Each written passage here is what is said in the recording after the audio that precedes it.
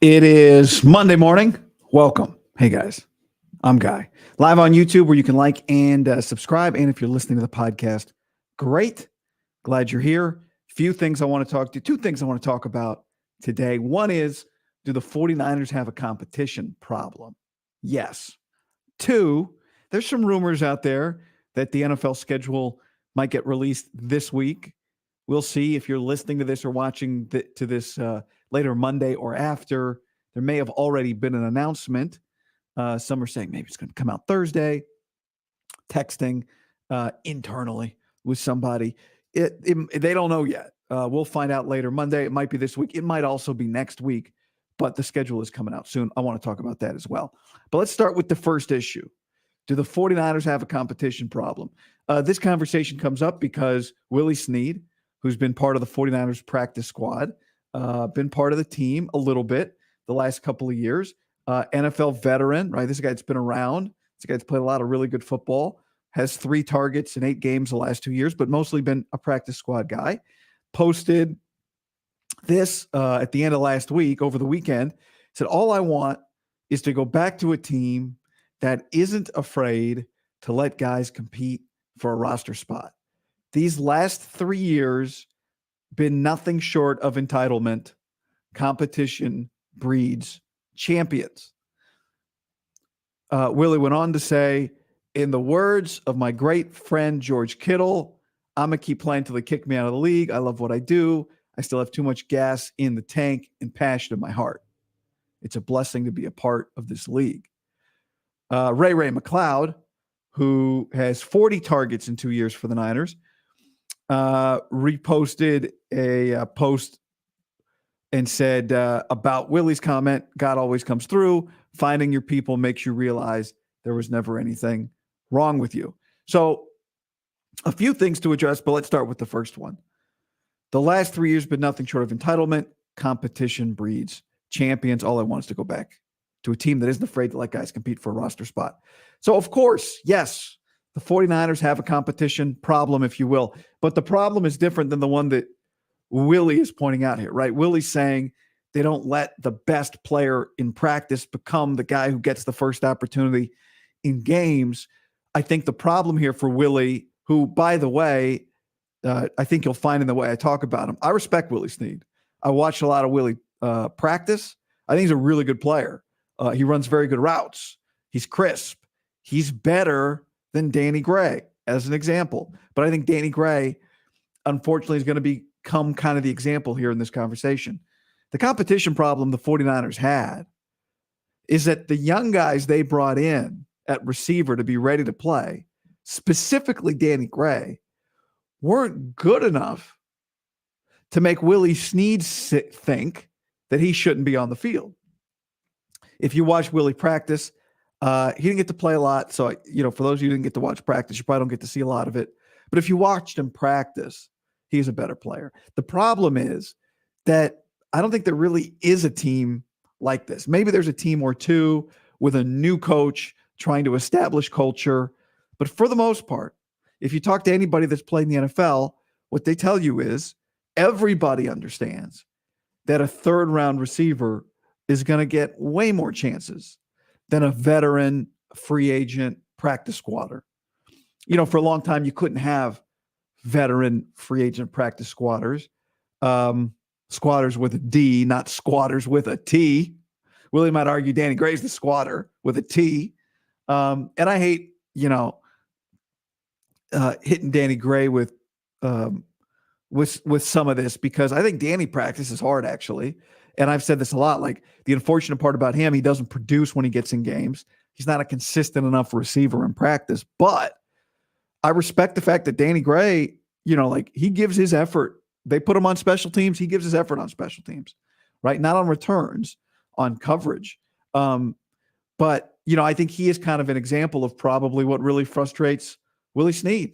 Willie Snead looks at it and goes, I've been a productive player in this league. I'm better than this guy in practice. Why does he get a roster spot on days that I don't? And it's legitimate. I mean, when you are a practice squad guy now, the NFL expanded to 16 practice squad spots, a lot of practice squad spots. but it's not necessarily NFL salary when you're a practice squad guy, right?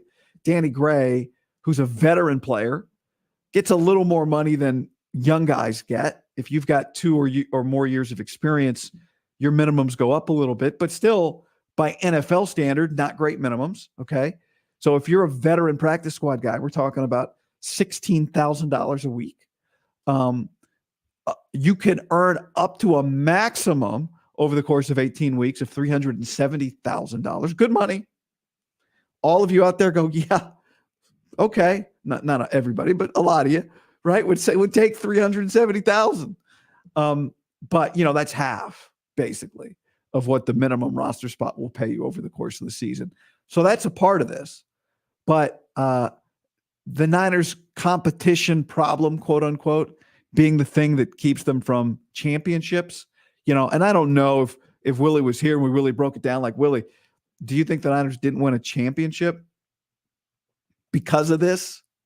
He's been around the league long enough to understand that being in conference championship games, playing in Super Bowls, just giving yourself a shot is usually the outcome of a team that has really good players, has players that play really hard.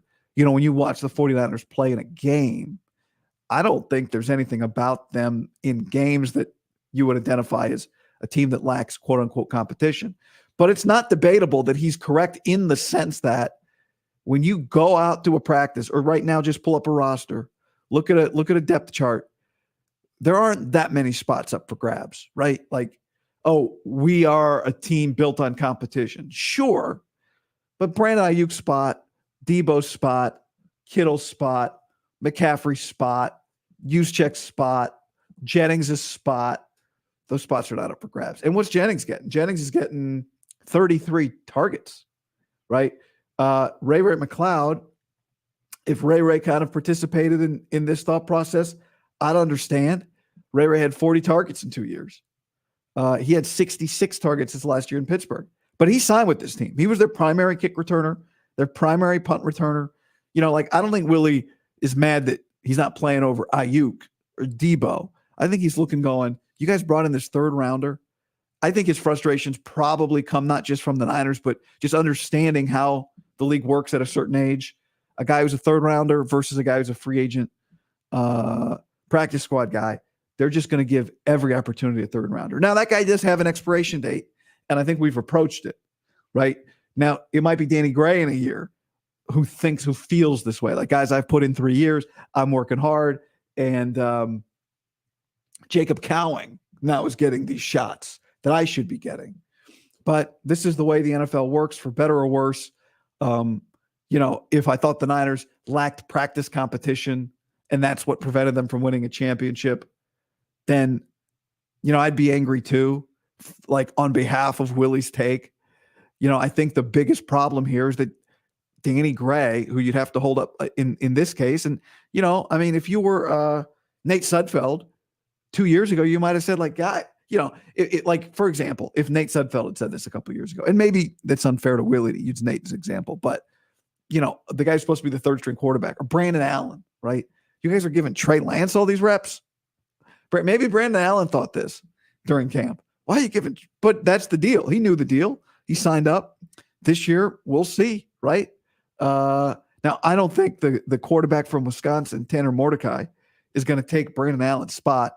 I would call that highly unlikely. But let's just say Tanner Mordecai is getting some reps in practice.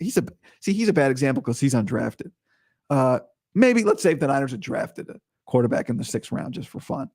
Brandon Allen would understand, like, oh shit, we used to pick on this guy. Now he's a 4th rounder, a 3rd rounder. Now that person really gets an opportunity. So I've been to a lot of Niners practice. Willie practices hard. Willie's a good practice player.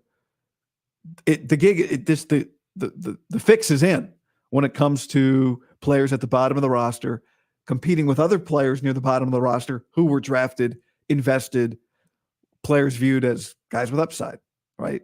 Danny Gray is viewed, maybe, I don't know if the Niners still view him that way, as a guy with upside. And Willie Snead was not. Right or wrong, that's just the reality. And I don't think he's going to find a roster or a team that operates differently. Now, the problem you run into is when you've got a bad team with players with bad habits who have seen a lot of money or draft capital invested in them, and still those guys get to play. And you don't have a winning team, and you don't have a winning culture, and that sort of thing. The 49ers have a winning culture. That's not a debatable take. They have winning players. That's not debatable. And I think Willie is a positive part of a winning culture. Like, Willie Snead is an uplifter, right? Willie Snead is a good teammate. Willie Snead's not a guy, I don't think, that's walking around poisoning the water. And really, you can't be that guy if you're a practice squad guy. Willie Snead wouldn't have lasted 2 years on the Niners if he was that guy, because part of being in the position that he's in is, you got to be a glue guy. You got to be a role guy. And I think he was. So I understand his feelings. I don't think they're illegitimate. I would, to really have an opinion on this too, you'd have to say, Willie, do you really mean this last part?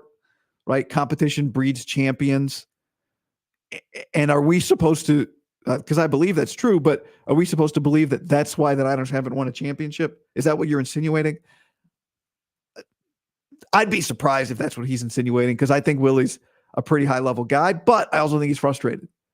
And I think it's understandable. You talk to any veteran that's been around the NFL that's seen a player drafted get opportunities that they haven't earned. I think people say about sports sometimes, like, it's the great meritocracy, or it's the greatest meritocracy. I've heard people say that, right? It's the greatest meritocracy. Sports. You eat what you kill. And it's yes, it is one of the great meritocracies, but it's not a complete meritocracy, right? It's not every decision is based on merit. Not every decision is based on production. Not every position is based on what you deserve. Just like nothing really is nothing can be 100% that. And football's not. Anybody that's been around, minor league baseball, like I have for a year. I called minor league baseball games for 3 years. The Fresno Grizzlies, at the time they were the Giants' AAA affiliate. Everybody understands that the 35-year-old player who hits 30 home runs in AAA doesn't necessarily get the opportunity over the second or first or third round pick that earns a lot of money, makes a lot of money. And maybe that guy's hitting, 220 with a 305 on base and 4 homers. But September, the rosters expand, and who gets called up? Well, the guy with investment in him, right? That's not a meritocracy. So, sports, like anything, sports is one of the better meritocracies, but it's not foolproof. There are plenty of decisions that get made that aren't based fully on merit. And, Willie lives in that world right now. One day, every player does, really. What you've done, what you can do today, what your upside is, that's pervasive in almost every environment. How much you cost, right? Danny Gray's window is closing. The Niners need to know, do we have anything in this guy? And but I would say, like, part of what makes it doesn't fall on deaf ears. I think Willie's insight is worth hearing. But part of what makes it really difficult is he's playing on a team with very established roles. I've always thought that good teams have role players, bad teams don't. Bad teams don't have role players. Bad teams just have a bunch of guys all fighting for theirs. To me, we don't talk about role players as much in football as I think we do in basketball. But like Juwan Jennings is a classic example. Juwan Jennings is an incredible role player who probably deserves on another team a bigger role, right? And championship teams need that type of guy who's probably deserving of 50 targets, but on this particular team gets 33. And the 49ers have really defined roles. They don't really have many spots, quote unquote, up for grabs. And in a couple of those spots, they have favored players. And Willie Snead happened to be in a spot where not many spots up for grabs and a couple favored guys ahead of him, like Danny Gray. So I don't think Willie's out of line here. I don't think he's 100% right. Like I disagree with some of what's being insinuated here, right? That maybe if he's insinuating they didn't win a championship because they don't allow for competition, I wouldn't agree with that. But, I don't think Willie's out of line here. I think this is a very reasonable take. I just don't think he's really going to find a team, that operates any differently. I think the Niners operate like everybody operates. We put a third round. We want to develop a guy, player development. The flip side of that is like Trey Lance, who you draft. It really actually is interesting. The opposite end of the spectrum is Trey, who you draft, you need to invest in, and they don't. Like that was a young guy who they invested in for a minute. They were ready to give him every benefit of the doubt. And then they went, you know what? Here's a 7th rounder, Brock Purdy, who deserves nothing as compared to a 1st rounder, but we have no choice but to give an opportunity to. And, the reality is most 7th rounders don't eventually get lucky enough to have that opportunity. Now, it's not all luck with Brock, right? Like Purdy put himself in a position to, when he got a couple of reps, show the Niners that actually they should invest in him and not stick with Nate Sudfeld, who they'd spent whatever it was, $2 million guaranteed on. That's unusual. I would say, that is opposite of what Willie's talking about here. The Niners went, no, wait a second. Brock, the 7th rounder, deserves the opportunity over the guy we paid money to. Like that's opposite of what Willie's saying happened, actually. Brock Purdy's an example of the Niners letting the competition play out and going with the guy they'd invested less in. So from that's an example of it not working the way, that Willie's suggesting it works 100% of the time.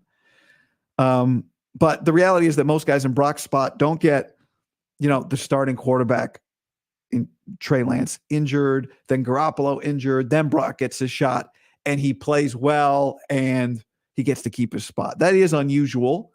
Most people, that took some luck on Brock's part, right? What if Garoppolo never got hurt? What if Trey never got hurt? Would the Niners really have been willing? Maybe ultimately they would have. So from that standpoint, I think he's incorrect. Todd says maybe Willie felt like he could have done a better job than Debo versus press coverage. The Chiefs are using maybe Debo should have been benched in the Super Bowl. I don't think so. I mean, maybe that's what he's suggesting. That's crazy in the sense that Debo had established how valuable he was to the team. And I don't know that, if we watch some of the game film, that Willie was a great separator.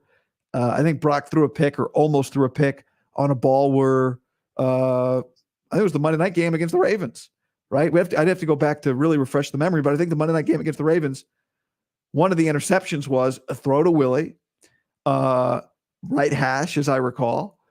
Willie doesn't disengage quickly from the defensive back, kind of stumbles, doesn't get turned around in time. I don't think it was Willie Snead's fault necessarily, but it was just a weird situation. Ball gets popped up, intercepted. I think that's the correct play. I have to go back and watch it. I just thought about it after Todd's comment here. But, that's one to keep in mind. So that's, these are just the reality. He was open for a game, couldn't get open. He was on for a game, couldn't get open. By the way, I said I want to talk about the schedule in this game. I'm not going to have time to do that. So I'll take some more of your comments on Willie Snead here.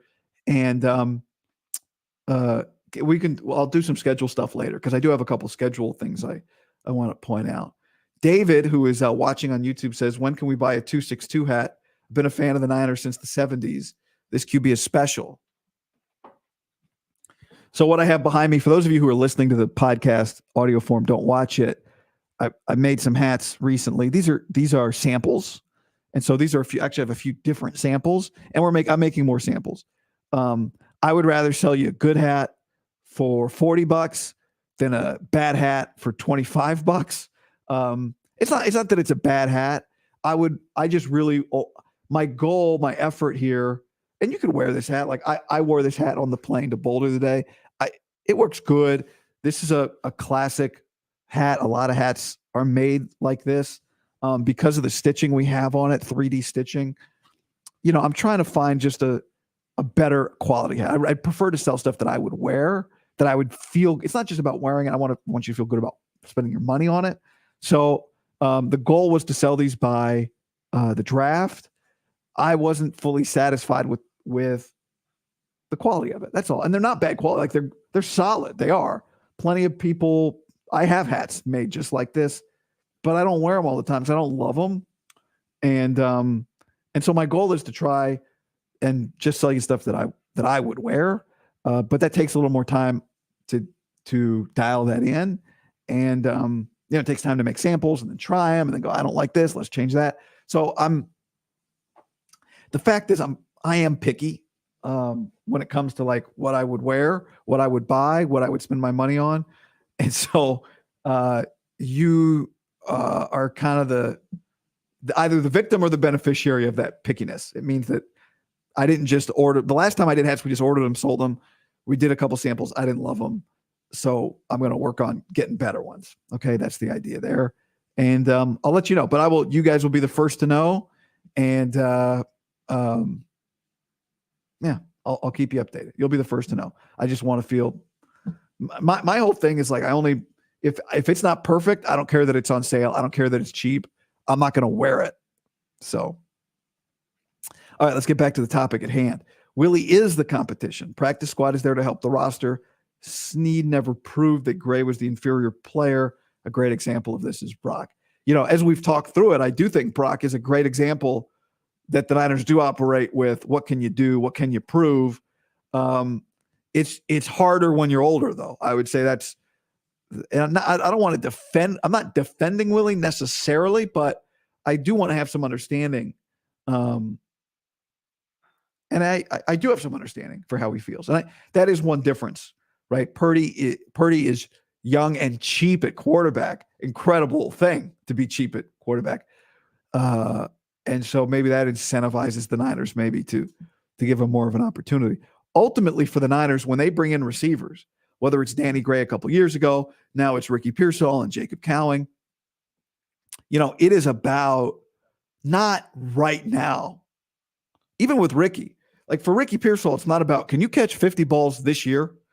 As somebody who thinks Ayuk and Deebo aren't going anywhere. If one of those guys went somewhere, then it'd be like, hey, yeah, Ricky, can you catch 60 balls this year?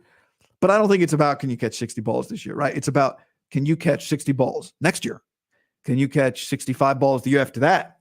Can you catch 70 balls the year after that? Maybe. I mean, you finally just caught 75 balls. But so it's a lot about the future. And that also hurt Willie Snead, right? It's about, are you ready if we need you to catch like 6 balls?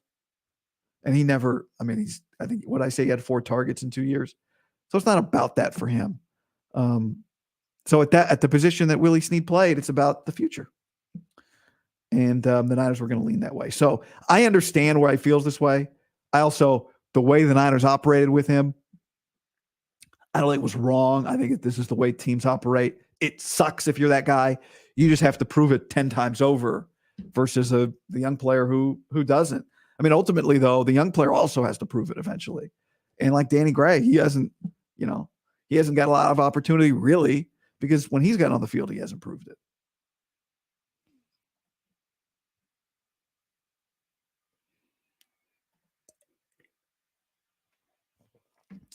Sounds like Willie has a case of sour grapes. But I don't think we'll see. I don't think it's just reserved for the Niners. My guess is part of why he feels this way. This is the league. This is just the way the league operates.